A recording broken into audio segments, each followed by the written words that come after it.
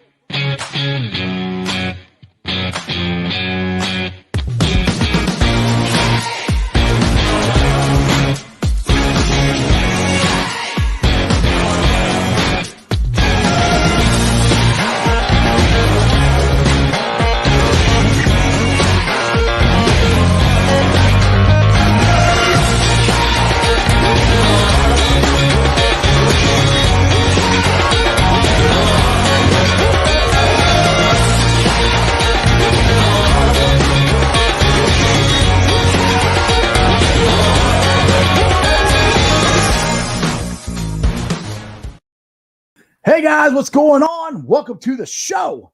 This is Sports with Strawberry Ice. I'm your host, Jeff Trenopole. And as always, I bring you sports from a West Side point of view right here in the great city of Cincinnati, Ohio, home of the original professional baseball team, the Cincinnati Reds. All right, guys, if you found the show, do me a favor, hit that like and subscribe button, smash that thumbs up. I am up to 935 subscribers. That is awesome. I appreciate every single one of you. Now, this show and every show is brought to you by T Properties. T Properties, quality housing for quality people. Check out the website at www.tpropertiesllc.com for all your rental property management needs and your rental needs. All right, guys, 3 days. 3 days until opening day. Are you guys hyped up? I know I am. I just got 2 words for you. Are you ready? That's a little silly TikTok hype video I did over the weekend, so I'll put it on Facebook, and it started blowing up. So trying to get you guys excited about Reds opening day. Now, over the weekend, 3 more cuts were made. Reliever Nolan Ramirez was released, but outfielder first baseman Nick Domingo and lefty reliever Josh Osich were reassigned to the minor league camp. Now, the 5-man rotation is set somewhat. We all know Luis Castillo will be the opening day starter, but he'll be followed by Tyler Mahle, Wade Miley, Jeff Hoffman, who, if you guys pay attention to the game yesterday, got rocked. So hopefully he does better than he did yesterday. And Jose De Leon. Now, Sonny Gray and Michael Lorenzen are both going to begin the season on the IR, but they're expected to be back very, very shortly. Like I said, injuries to Gray and Lorenzen and also TJ Antone are the reason that Hoffman and De Leon will begin the season in the rotation. Now, the utility infield fight, which is, I posted a video of Kyle Farmer, how he was actually like shocked, or I don't know, shocked, but the weight was removed off his shoulders because he was told he made the team, which I always thought he was going to make the team. I didn't really think he'd be the starting shortstop, but I thought he'd at least make the team.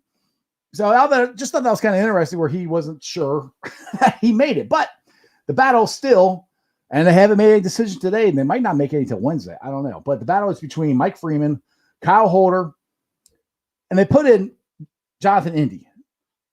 Now, Indy is going to be, in my opinion, I think, starting second baseman. I think he's played good enough to do that. That's why it's feasible to move Gino to shortstop and Moose to third base. So that's where I'm. And the thing is, I said that at the beginning of training camp, spring training, that I think their best option, it's not a great option, but their best option is to put Gino at shortstop. I mean, and you put Moose at third, who is a really good. So you're not losing anything at third.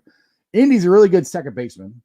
Now I said, move Senzel there at first, but Indy has played so good, it's hard to keep him off of the opening day roster. And let's face it, Reds fans, we've been waiting for these guys. Senzel, Indy. Before that it was Jesse Winker. We've been waiting for these rookies, these guys that we've drafted, to step up. And now's the time I think the Reds need them to step up, because I don't know about you guys, but I know we lost Trevor Bauer, and I said this before in other shows. It was a huge loss, but if we get Gray and Lorenzen and Antone back healthy, I think our rotation is going to be fine. I really do. I'm not a big fan of Wade Miley, but I know he's going to be in the rotation just because he is our only left-hander. So I'm hoping he does better than he's shown, because he didn't show much of anything last year, and I haven't really been impressed with him that much in spring training. I really like TJ Antone. I really like him a lot. I think he is going to be, wherever you put him, he's going to be really, really good. Now, the question is, who's going to be the closer? Well,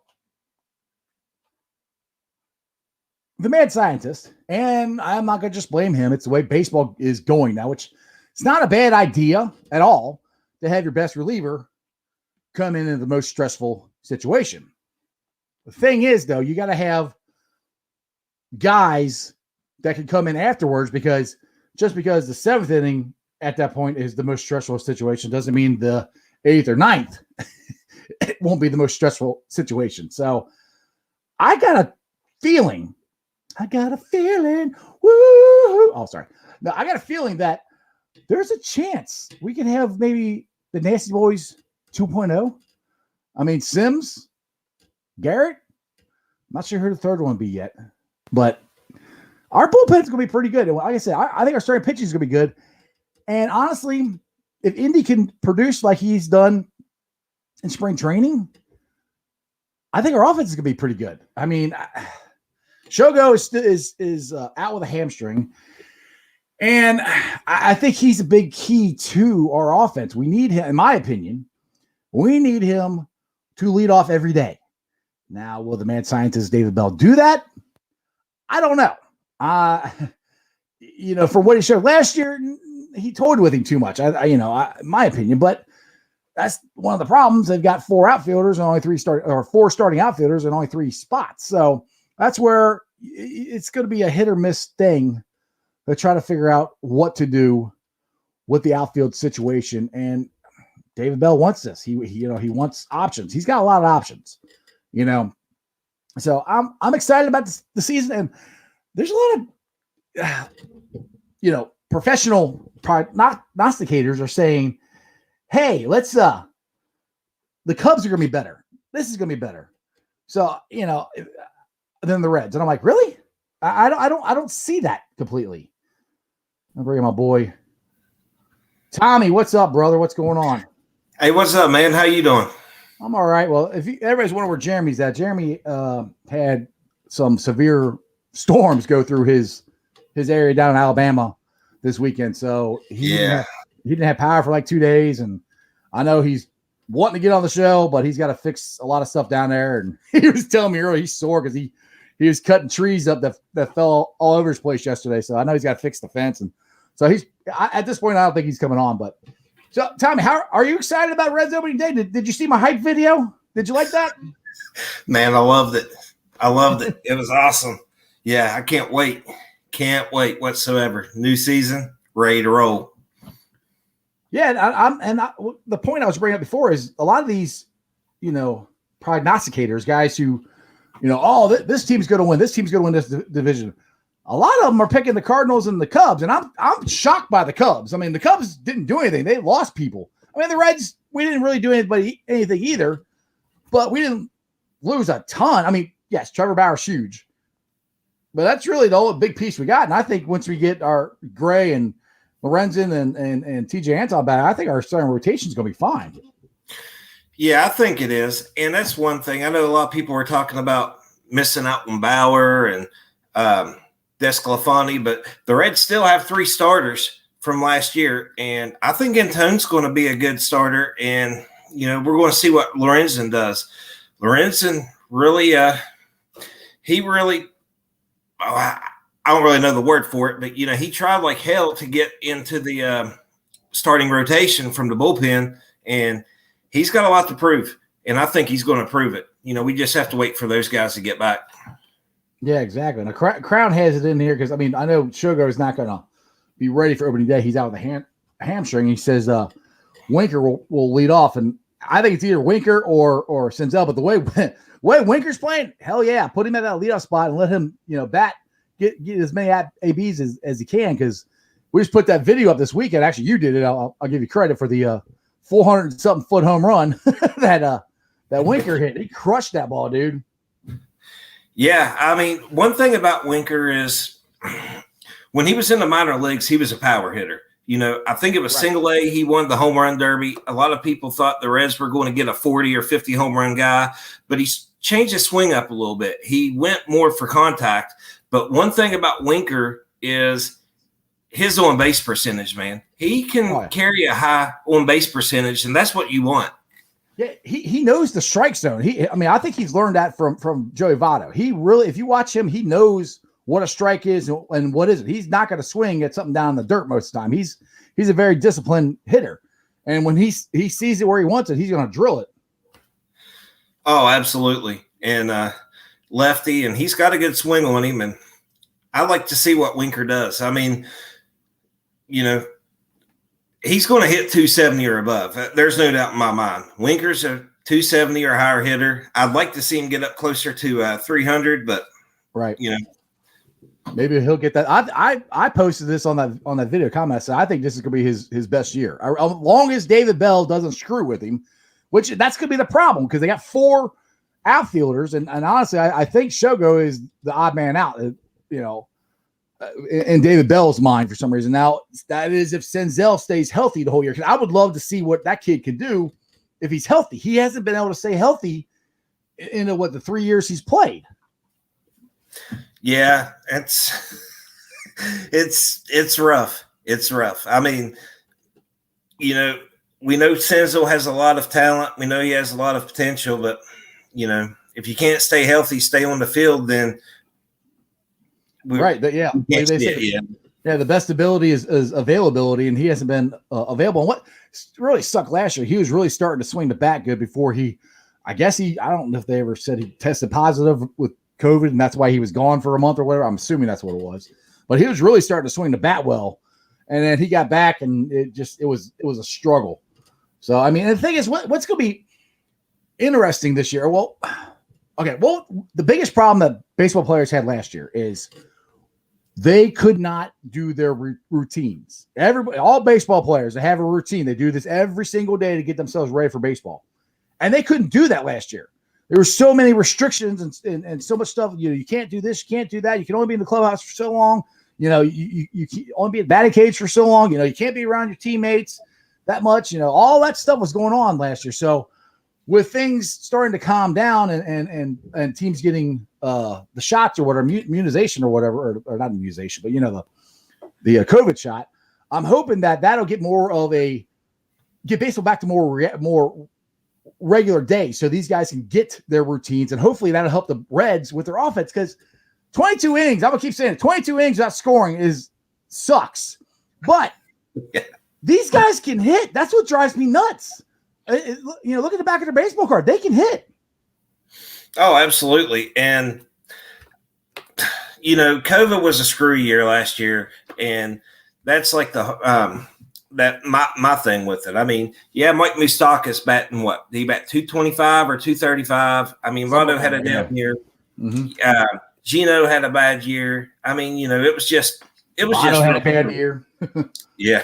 Votto had a terrible year, and I'm curious about him. Like Josh says on here, he's going to have a big bounce back year. Well, Votto has dumped the choking up of the bat, and he's standing more straight up and everything. And to me, the little bit I've seen, I haven't got to see. They had some games on, beginning of spring training, But the very little bit I've seen of him, and I know he was out for a while now, but it looks like he's trying to think less. And I think that's a good thing for him. I think he overthinks it too much, you know?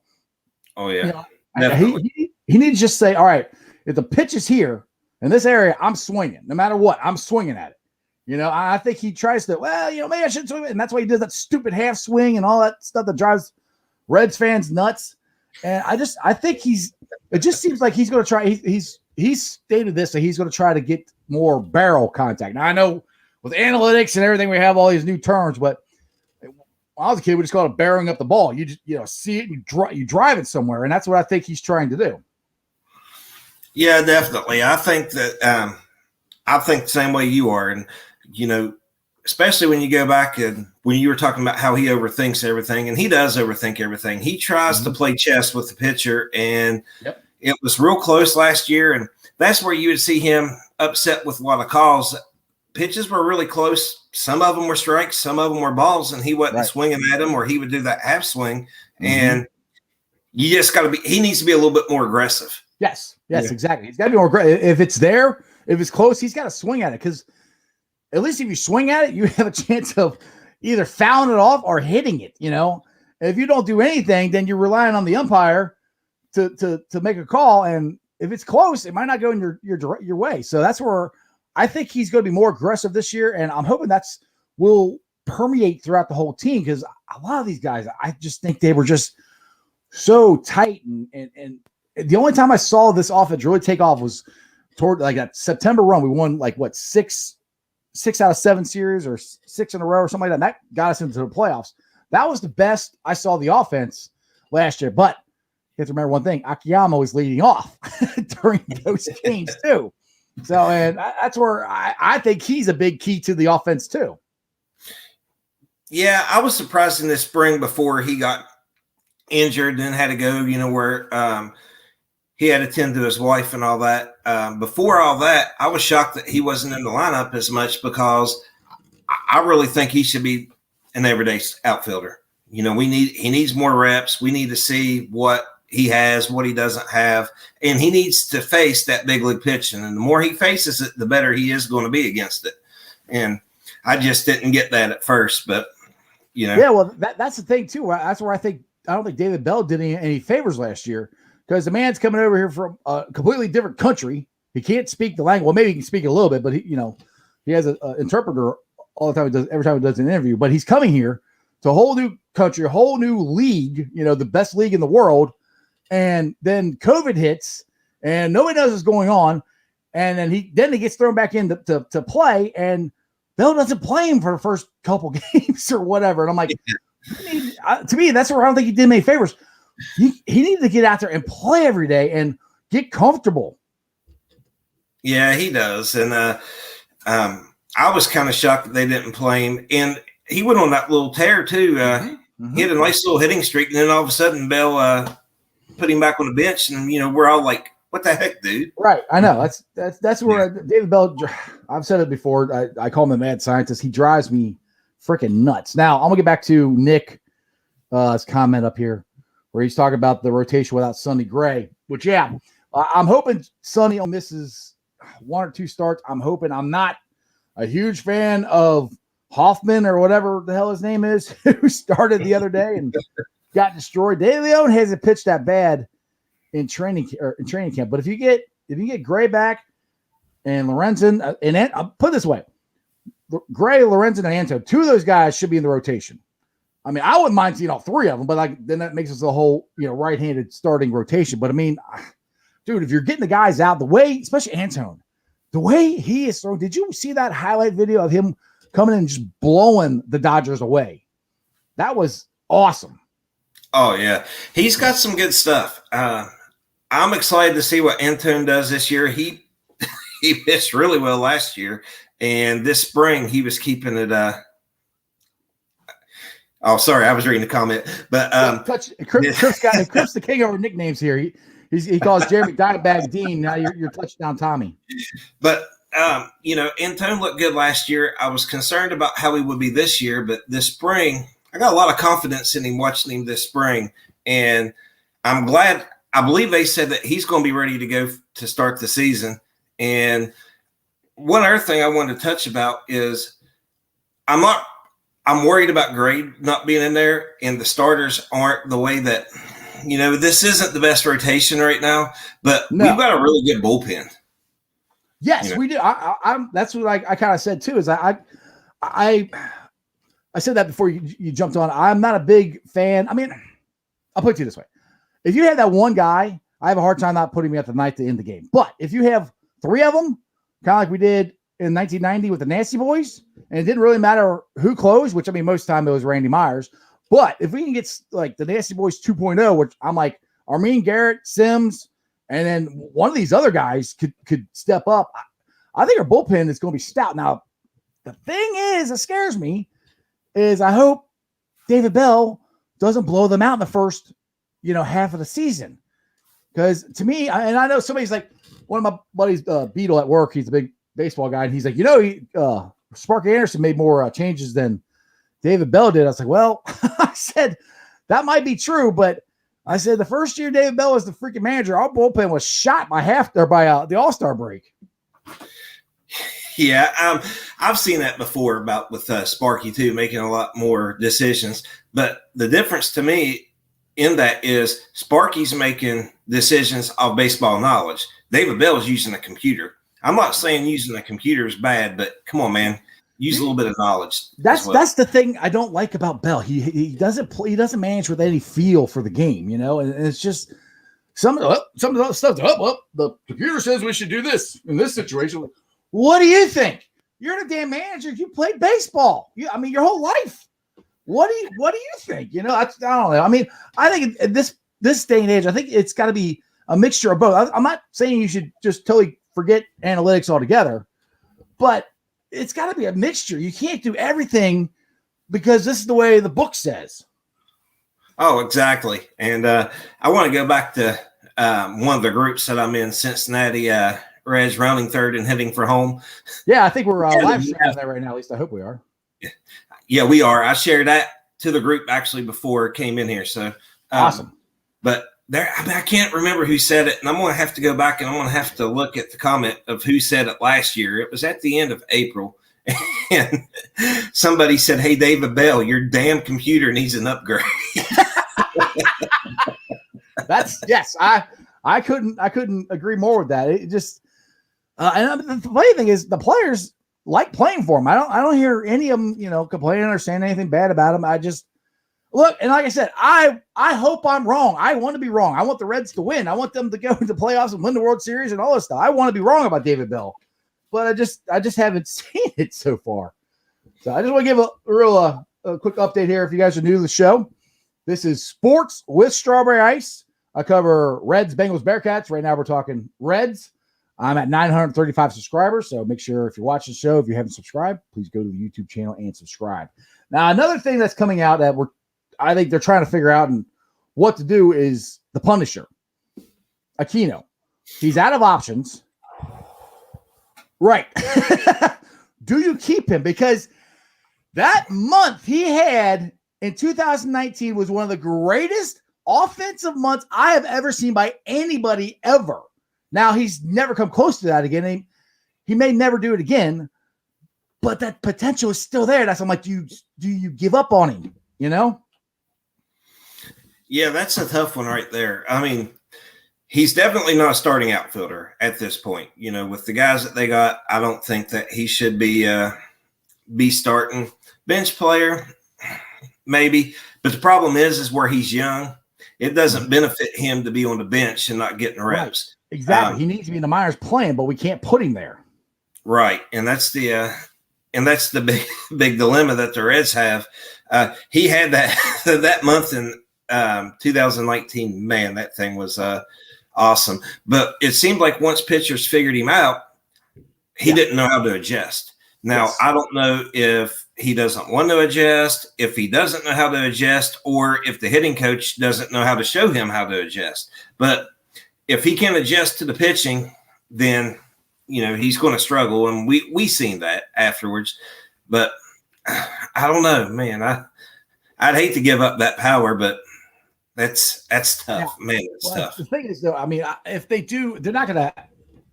I can't see them just outright releasing him. I think if they do it, they have to put him on waivers and somebody pick him up. But I would hope if they don't keep him, they at least try to get something for him. I would, because what's going to happen though. He's going to go somewhere else and he's going to take off. That's just the way it is with the Bengals and the Reds, and that's probably what's going to happen. But one thing, good, Tommy. I was going to say it reminds me of Evan Encarnacion. Mm-hmm. Exactly. He went to Toronto, and man, that guy just blew up. Yeah, if we had a DH in the NL, he would have been fine. But one thing I want to bring up now, Luis Castillo is going to be our opening day starter, and this is a trivia question for people out there. Do you know who we traded to Miami to get Luis? To me, one of the greatest trades in Reds history. Tommy, do you know? Was that Latos? Nope. Damn. Now, the problem is I had it in my head, and I can't remember right now. I had it while I was doing the story. I didn't write it down. Yeah, there you go. Nick got it. I knew somebody get it. That's it. Dan Straley. I thought we got Straley from the Marlins. I didn't know we gave him to the Marlins. God. Yep, Josh got it too.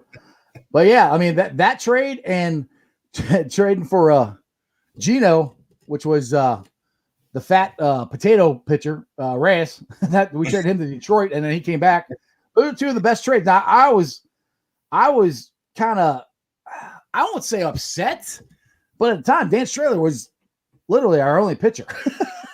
And this was another, they traded him like right before opening day. I mean, it wasn't the day of like we got Sean Casey or anything like that, but it was, like the week of, like this week they traded for him. I'm like, why are you trading our opening day? What? That doesn't make any sense. We were rebuilding, which, yeah, pasta. There you go, Nick. Exactly. We got him for the big pasta. Yep. and then he came back and tried to, because I mean, he had that one. You remember he had that one great year with the Reds, like 2012 or something like that. And then we turned around and traded him, and got Gino, which is those are two of the best trades in Reds history, I think. Yeah, definitely. Castillo and Gino. That's probably two of the best trades that Cincinnati has ever been in, and it's awesome that both of them are still on the roster. I don't know. I don't know what to think of Gino. We got him as a shortstop. He went over to third base. Now he's going back to shortstop. That could get interesting. Well, only thing it's intriguing to me. Now, I think if you've seen Gino, he is slender. He lost a lot of weight, and I think his whole goal was to be a shortstop. I mean, he played shortstop. That's what he came up as. And I think his goal this offseason, he saw an opportunity saying, hey, I got a shot at being the shortstop. That's why one of the reasons I think he lost the weight to try to make it so he can move better. He's done it before. And who knows, maybe it'll work. I mean, everybody always remember Cal Ripken Jr.? Oh, yeah. Yeah, I don't remember who that is. Well, I guess my point is, was he like that great of a defensive shortstop? He was good. Don't get me wrong. I'm not trying to rip the guy, but he was a better offensive shortstop than he was a defensive one. And he played good. But compared to like Barry Larkin, I don't even think it's close. I think Barry Larkin's a better defensive shortstop than Cal Ripken ever was. Mm-hmm. Oh, definitely. I've actually got a good This Day in Reds History that's going to go up on the page tomorrow and sort of involves Barry Larkin. All right. What do you got? Or we just wait till tomorrow? We can wait till tomorrow, but yeah, give the viewers a free view. It was This Day in Reds History tomorrow. Barry Larkin was actually injured, and Pokey Reese took his place. I believe that was in 98. 98 that happened. And Pokey Reese's debut with the Reds, debut was starting at shortstop, and he committed 4 errors. Oh, my goodness. But that's what, and Pokey was known for his glove. He couldn't hit. And that's what's crazy. People were just like, could you imagine if we had social media in 98 when he committed 4 errors? Oh, he would have been done. And he ended up destroyed. And he came back and won a Golden Glove in 99 and 2000. Yeah, exactly. Yeah, Pokey Reese, he had that one. I mean, again, he was one of those guys on that 99 team, had that one really good year, and then we traded everybody, and I never really heard from him again. But I think he did win a World Series ring with the Red Sox. One of the times that they won the World Series, he was there. So that was interesting.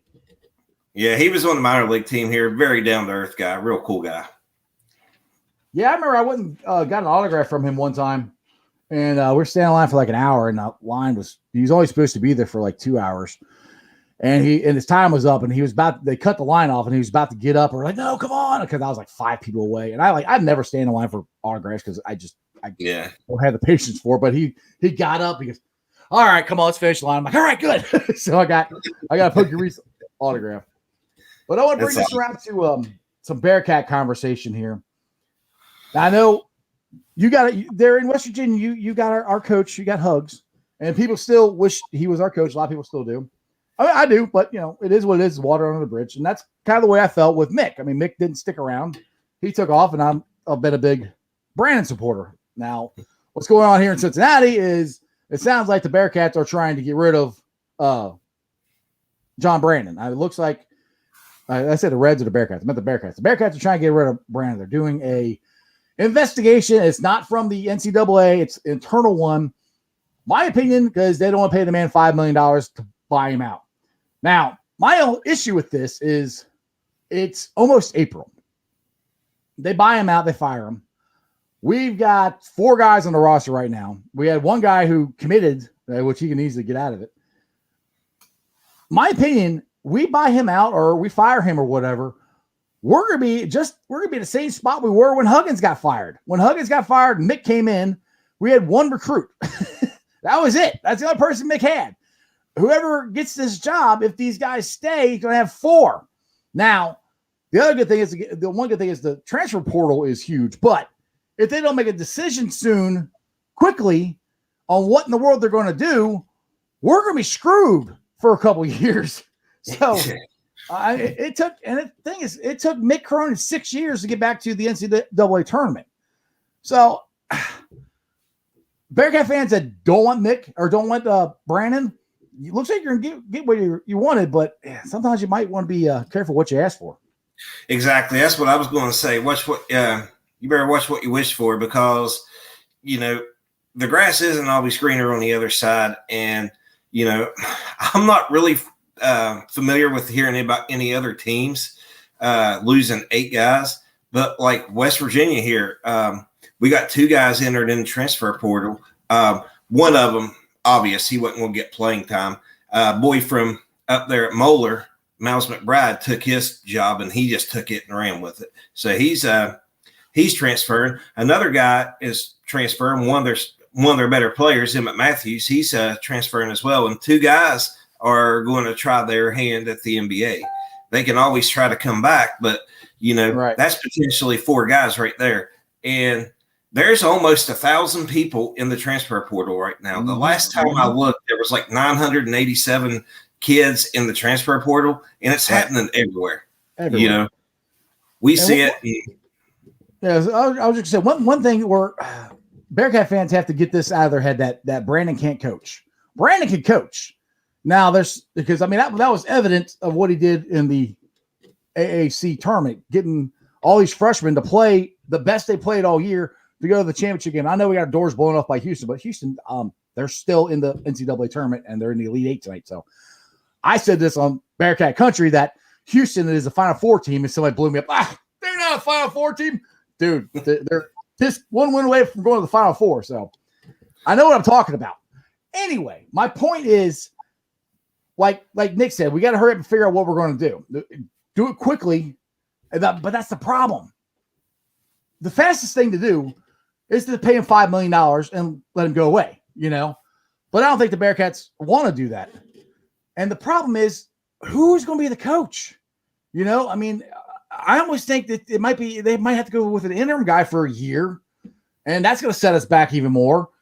I don't know. It's going to be really hard to get a coach in here now. If they would have just kept Brandon, because if you read the article on The Athletic, the freshmen, they said they couldn't relate to him. It wasn't that he was mean to him or anything like that. They said the practices were hard, so he backed off, which I'm sorry, dude. If these kids said practices were hard, they would have hated Mick Cronin's practices. They would have hated Bob Huggins' practices. Hated them. So, good. I was going to say, could you imagine kids these days, especially up there, if they said that about Brandon with hugs, because he still uses the treadmill. You know, max elevation, max speed for 60 seconds. Yeah, he still punishes players like that. Yeah. Oh, they'd be dropping like they'd be dropping like flies. Yeah. Now Nick on here says go get Nick Van Exel, which I love Nick Van Exel. I do. I think he's a great guy, a great Bearcat. I'm not sure why everybody keeps saying go get him. Nick Van Exel has never been a head coach anywhere. I'm not saying he'd be bad. I'm not saying he'd be good. I don't know. I just don't understand why everybody's like, go get Nick Van Exel. Okay, well, that's going to fix everything. I mean, and I've said this before, and me and Crip on here have had conversations about this. I'm like, 18, 19-year-old kids, most of them don't know who Nick Van Exel is.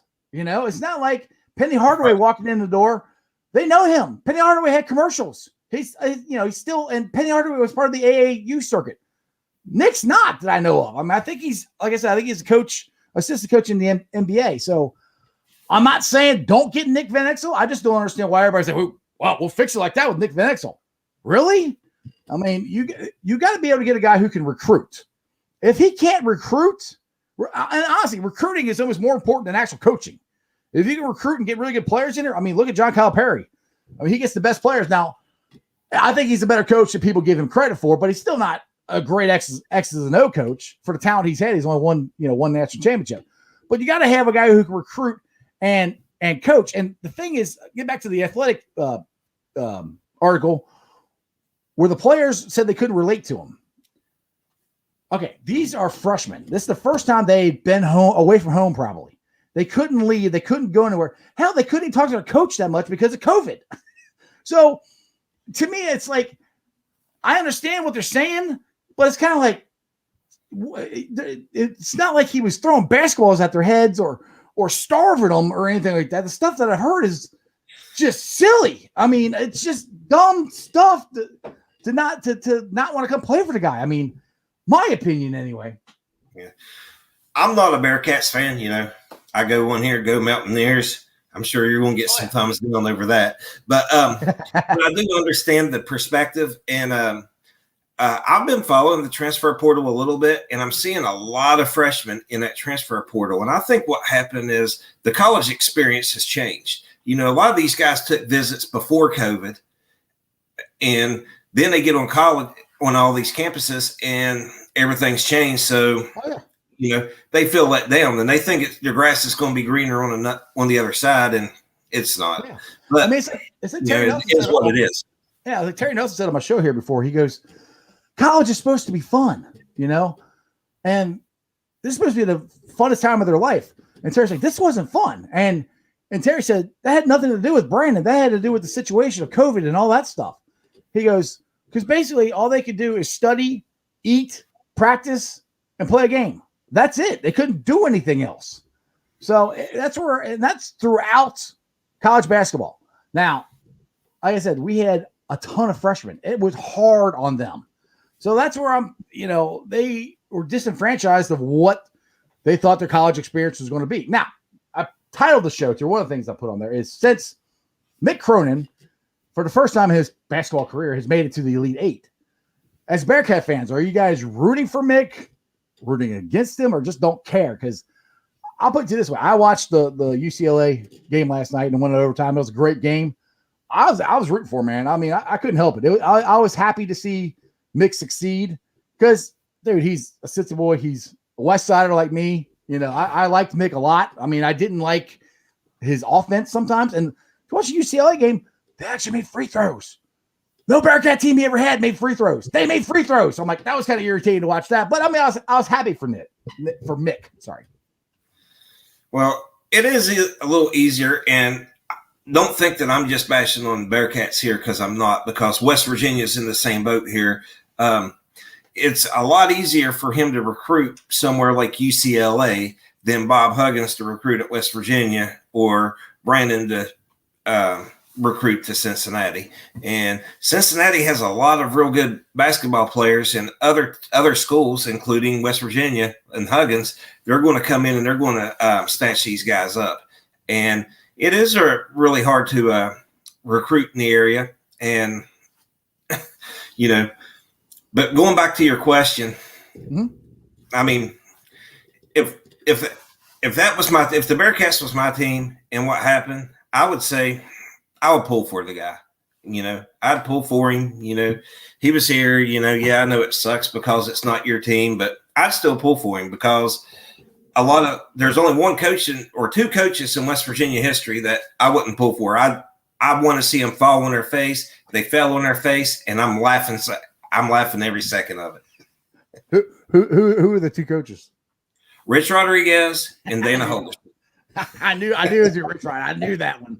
I knew that one. But yeah, I mean, it's just frustrating because from what Mick took over to where he got it to, and I'm just curious, and this kind of crossed my mind today is, would have things been different if Mick had not and the Bearcats had not blown that lead, 3 years ago now in the Nevada game in the NCAA tournament? If they didn't blow that lead and they went to the Sweet 16, that would have been the second time Mick got there, but he didn't. Because that team was stacked. There's guys on that team that are playing in the NBA. So that was that was probably, I think, Mick's most talented team. If they don't blow that lead and they move on, is Mick still here? Are they still? Because I think that really changed a lot of stuff for him. I think the athletic director got really frustrated of not getting out of the second round, because we didn't. Mm-hmm. But that was Mike Boone. And then after he ran Mick off, he hired John Brannon, who I still support John Brannon. I think he's a good coach. I wish they'd keep him, but I don't, like I said, it doesn't look like they're going to. So we need to hurry up and figure out what we're going to do. But the thing is, Boone ran him off, got rid of him, and then Boone took off. And I kind of said this, it's just like freaking Nancy Ziffer.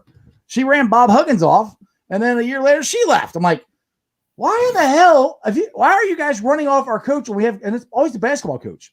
We ran our two best basketball coaches off. We ran them off. Huggins we fired.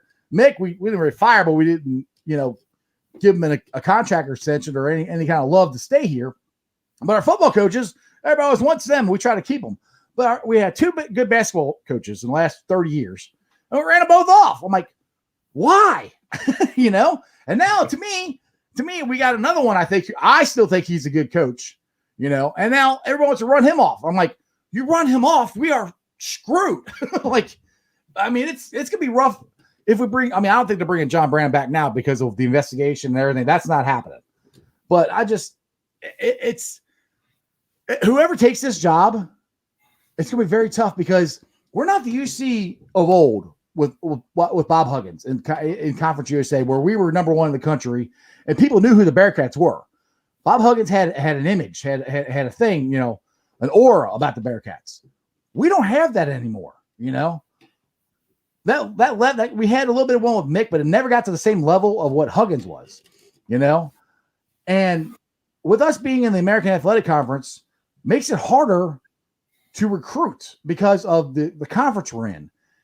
So with the conference and what they're doing with Brannon, that's another thing people got to look at too, is if this university is not backing their coach. They didn't back Mick Cronin and he left.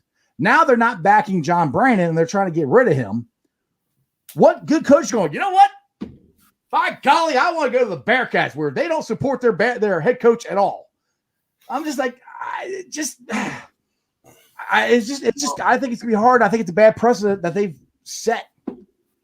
Well, you just have to think about it like in this situation. Let's just say you're a head coach. Well, really, any successful head coach probably isn't going to be looking to go somewhere like Cincinnati at the moment. But you can look at an assistant coach. Yeah. And think about this. You're an assistant coach on a really good team, and you're looking to get a head coaching job, get more money, run your own team. And Cincinnati comes calling, and you got 4 guys on the team. Right. Exactly. Are you going to take that job? I mean, a lot of them are just going to be like, are you kidding me? And that's why I don't think that they should run Brandon off. I think that they should just roll with it, see what he can do. You know, it is a mess right now, but this is his chance to step up and prove it and be like, hey, I'm going to clean this mess up. I promise you, I'm going to put a good product out there on the court, and let's see what the man's got. What is this? Is this his 3rd year that he's coming in to coach? If he stays, this will be his 3rd year. But like I said, I don't see how they can backpedal on this. You know, they're doing why would they be doing an investigation? They're doing an investigation to get out of the contract because they don't want to pay $5 million. You know, if they were to keep him, they wouldn't be investigating. They just let him keep going. It's like, all right, well, you know, because there's no NCAA violations. None of the kids said that Brandon treated them unfairly or whatever. So that's not the problem. The problem is all these kids got upset and left, and Bearcat Country is going, we got to get rid of Brandon. And so it's a fan base coming after him. It's this. And instead of Cunningham having a backbone and saying, back at our coach, this is our coach. And I know Cunningham didn't hire him. So it's different. Boone was here still. He might have backed it because he's the one that hired him. Cunningham didn't hire him. So instead of having a backbone and backing your coach up, you're going, oh, okay, well, maybe we should get rid of him. And I don't think it's because to me, the Bearcat legends, guys like Corey Blunt, Terry Nelson, Nick Van Exel, these guys, I don't know about Nick. I haven't heard from him, but I know Corey and Terry have come out, and Melvin Levitt have come out. They like Brandon. You know, they don't think he's a bad coach. So that's where I'm like, why is everybody so against him? That's where I just can't wrap my head around why everybody's because the thing what Bearcat fans complain the most about Mick Cronin is all we were was defense. We had no offense. We couldn't shoot free throws. So, okay, we got a guy who's an offensive coach. So you got what you wanted. And then, again, you didn't want that. So now we don't want Brandon. We want to go back to what we had before what we were complaining about. I'm like, it's just, to me, it's just a very bad precedent. Because if you're a coach, especially with what's going on here and what they're going to have to work with, it's going to take 2 or 3 years to get back to where Mick had us. It's going to take that long because they have just destroyed it. And I know with everybody leaving, they're like, well, if Brandon hadn't run everybody off, yeah, but if Brandon's still a coach here, you can get transfers and all this stuff, and he can be working on that right now. I don't think he's working on any of it right now because he doesn't know if he has a job or not. I mean, look, I don't know about you, Tommy, if somebody's trying to fire you or whatever, are you going to go, you know what? I'm going to do my best and try to get this program up because it doesn't matter because if he's not going to be the coach, because no kid is going to come here because they don't know if he's going to be the coach. He might get fired. So there's nothing Brandon can do right now other than try to get his $5 million or stay. This is why this is such a bad situation for the Bearcats. Right. And, you know, you hit it right on the head with talking about the transfer portal because a lot of these kids, it wasn't like they didn't like the college experience, and that's the reason why they're in the transfer portal. For some of them, that is. But for others, they want playing time. You know, a lot of these guys, you know, they're going in and they want to see playing time. Yeah, that's what's on the roster. Yeah, that's what Zach Harvey's. He left because he's playing time. I'm like, dude, you're playing the whole time. You know, I mean, all of our freshmen were playing. They're playing more than Mamadou Diarra, and Mamadou was a senior. So I'm like, what? I don't. And the thing is, what I don't get to, it was so bad. It was so terrible playing for this guy. Then why the hell did they play so good after the COVID break? They lost 4 games, and 2 of them were to Houston. Mm-hmm. So, so bad. Why'd you play so good? I mean, honestly, and like I said, I seen that run in the AAC, and I thought that they had a good run. I mean, they beat SMU, they beat Wichita State, Wichita State had a good team, and I mean, here it is, they hit the finals. I mean, of course, Memphis had to play Houston. Memphis won the NIT. I mean, you know, so they had a really good run, and Houston's good. I mean, it don't matter who you are. I can understand you could tell, like with Brandon and the players, they were pumped up. They were dejected after the Houston loss. And I'm sure a lot of that emotion played into like entering the transfer portal. But Houston's really good. They got shooters and they can play defense. And this, I can't remember if I did in my bracket or not, but I know I had Houston to the Elite Eight. I honestly think I had Houston in the Final Four. And that was before all this started. I mean, that's just how good I think Houston really is. And Houston's really good. Yeah, but I mean, there was other good teams in the AAC too, especially like Wichita State, and you know, they went out there and they beat them. This team has a good run, and that's what I go back with all these guys that are in the transfer portal. They're going to look at the coach, and a lot of these guys are going to overlook how many players are on your roster right now because they want playing time. But they're going to look at that coach and they're going to be like, man, this team almost made the NCAA tournament. All they had to do was just win one game and they would have made it. I think I'm going to look into this team and see what it's all about. And, you know, with the transfer portal, you can almost draft as well. So, you know, take all this, all these distractions away from Brandon and let him do his job. Go out there, try to grab some of these guys in, and because it's almost like a draft. I mean, you got 1,000 guys out there. I mean, Right. how many players do you think he can pull in out of 1,000? He may not be able to pull in 50, but he don't need 50. He pull in a couple, he recruit a couple more guys, and you got something going. Right. But for any of that to happen, they got to figure out if they're going to keep them or not. Now, like I said, I think they're trying to get rid of them. But anyway, like I said, we are 3 days away from Reds opening day, and I want to play my little hype video again. So let's check this out. Oh, you didn't know? Your ass better call somebody.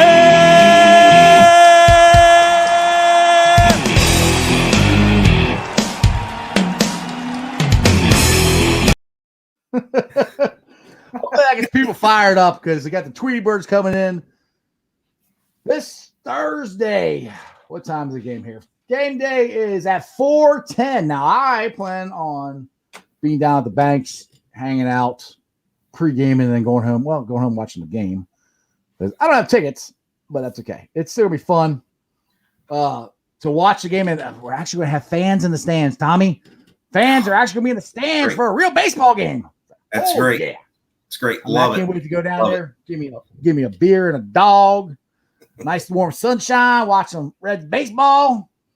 And I think, like I said, I really do think the Reds. People are sleeping on the Reds. I think they're a more talented team than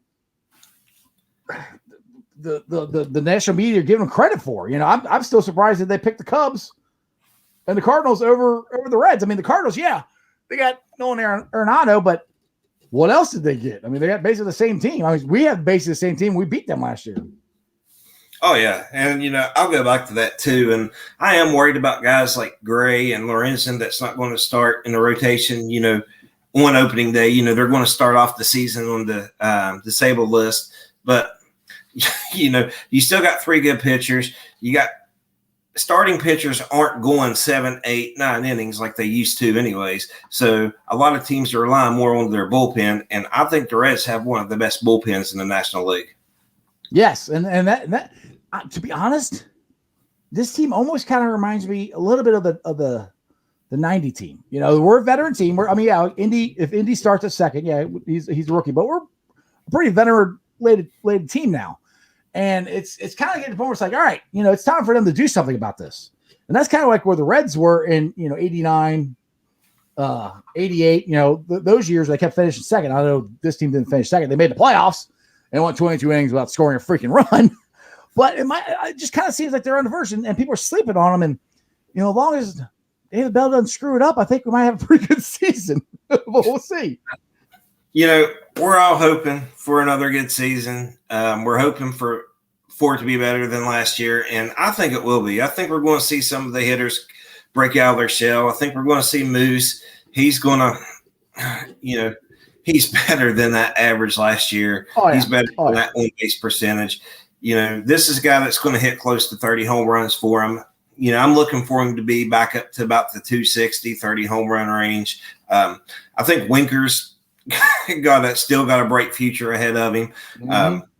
You know, that was another about Kablastos. Castellanos. I followed Castellanos for a while because he's been a staple on my fantasy baseball team. We draft every year. I always picked up Castellanos, and you know he's not a star, but man, that guy would always hit him. He was a good hitter, and you know, so I am, and you know, we got Jonathan India too. You know, it's really been a while since the Reds have had a true rookie start. I know that they had Cecil, and you know, but with Senzel, he's playing out of position. He had to learn center field on the fly. Indy already knows how to play second base. Right. So, you know, I'm excited for that, especially with the way that he was playing this spring. I know a lot of people were saying that, you know, with India, he didn't, you know, the pitching he was going against wasn't major league pitching. Well, a lot of it wasn't major league pitching, but a lot of those guys are coming out of the Double-A, and Double-A is where a lot of your top pitching prospects are. So, you know, there's still a lot to look forward to with India as well. And I don't know. I mean, I'm pumped about this team. I just can't. I'm ready to get it started. I'm ready to get it started. I got a bold prediction. This is how good if Indy can produce like he did in spring training. My bold prediction is he might be rookie of the year. If he's rookie of the year, and Joey Votto is back to being Joey Votto, which I don't know, he might be on the injured list too when we start the season, but it looks like he's playing a lot and he's trying to get his strength back or whatever, you know, from COVID. There's a good chance, a possibility that he could start on opening day. I think they're going to wait till Wednesday to determine that. They got like a scrimmage game or something they're playing, I think Wednesday, and I think he's going to play in that. So there's a good possibility that Votto is back in the starting lineup. And if we can just hold off until the pitching staff can hold it together until Gray and Lorenzen and TJ Anton get back, dude. But the key is, this is what I always say this, and David Bell has had a hard time getting this team off to this, a good start. You've got to get off to a good start.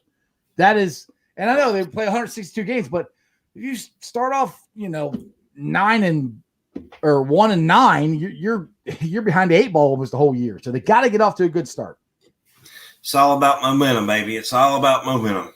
You have to, you know, you start off hot. When those guys come back, you're going to be rocking and rolling. But if you, like you said, if you slow start, you know, it's tough. It's tough to get that momentum back, get that confidence back. And a lot of guys like Votto put pressure on themselves, you know, because he'll feel like, all right, well, we're not doing that well right now, so we have to, you know, so he wants to put the team on his shoulders, and he can't do that. Yeah, he's got to rely on the other guys. And Gino is, I think he needs to have a bounce back year too, because he had a bad year. There's a lot of guys on this team had bad years last year, and they're all not that bad.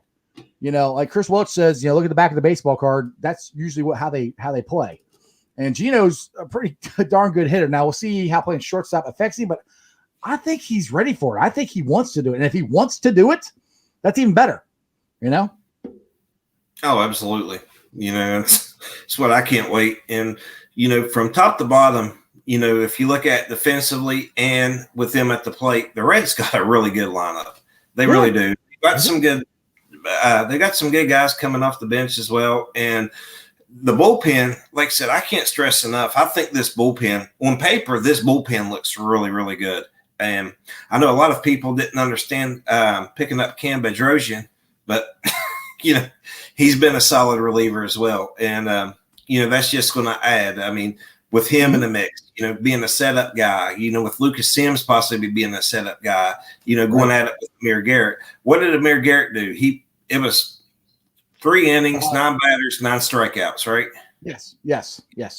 I mean, that's your club right there.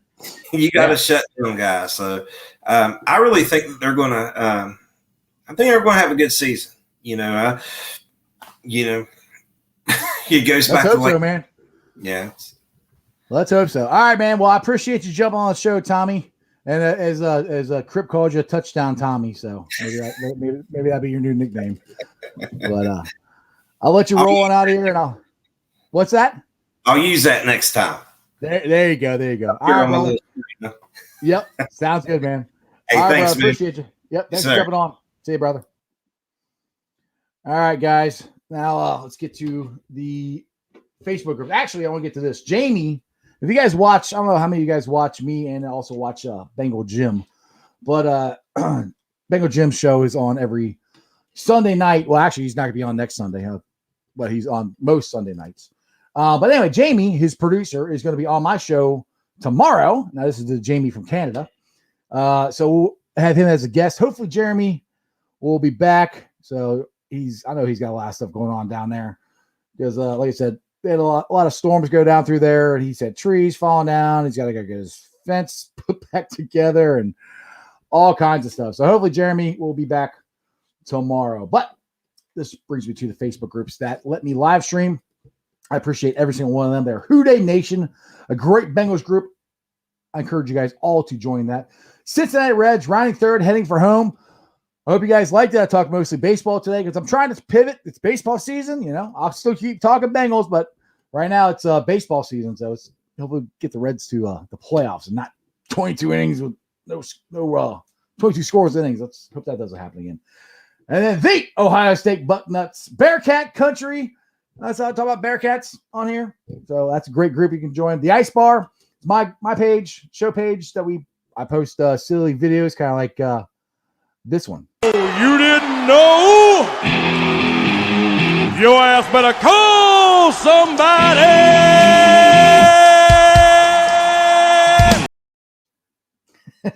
So I post stuff like that on the Ice Bar. And sometimes if it's funny enough, I'll put it on the show here. Follow me on Facebook under Sports with Strawberry Ice. I have 868 people that like it and 974 that follow it. Twitter followers, I'm up to 241. I'm also on Instagram and, like I said, TikTok. You just saw that.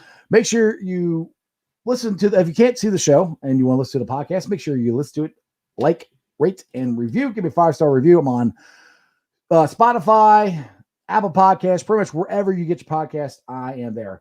YouTubers, we are doing awesome. I'll just say this on Facebook. I think last Friday's show, we had like over 1,600 people watch the show, which is unbelievable. I can't believe you guys actually want to watch me talk, but I appreciate you guys. That was on Facebook. YouTube, like I said, we're at 935 subscribers. That is awesome.